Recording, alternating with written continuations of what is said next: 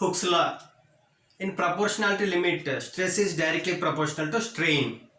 What is proportionality limit?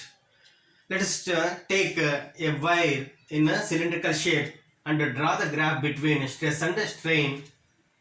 This is called stress strain curve, and this is the wire of length capital L on which I applied external deforming force or load in downward direction. Here, because of this load, the length of the wire increases. As strain is produced, restoring forces are developed. This restoring force acting per unit area is called stress. Here stress will be equal to load. As I increase the load, initially the relation between stress and strain will be a straight line that is represented by a line OA in the graph. Here OA represents a proportionality limit under which Hooke's law is obeyed. What happens if I further increase the load? I increase 20 Newton, 30 Newton, 40 Newton. Let 40 Newton is 40 Newton corresponds to A. If I further increase load, then we reach a point B called yield point or elastic limit. That point represents, if I remove load at point B, the wire regains its original shape or size following BAO. The stress corresponding to point B is called yield strength. What happens if I further increase the load? Then stress overcomes yield strength, and the relation between stress and strain is not linear. Strain increases rapidly for small changes in stress, and let us take one point between B and D. Let us take that point as C. If at point C, if I remove the load, the wire will not regain its original length capital L, but there will be permanent deformation in the wire, and that is called plastic deformation. Here D is called ultimate tensile strength.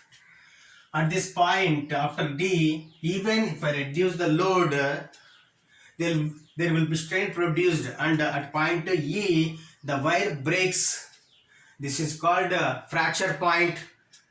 If the gap between D and E is small, the material is called brittle, and if the gap between D and E is large, it is called ductile.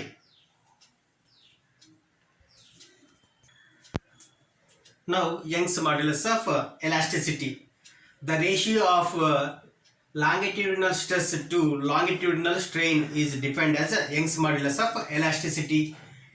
It is the ratio for longitudinal or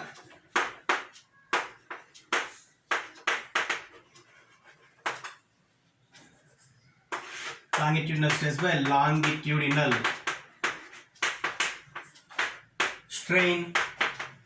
Longitudinal means it may be tensile stress or tensile compressive stress. Let us take a cylindrical wire of length capital L. As said earlier, let its area of cross section is A. Now I applied external force F. Therefore, restoring forces or stress is produced. Restoring forces will be in opposite direction. Then longitudinal stress is nothing but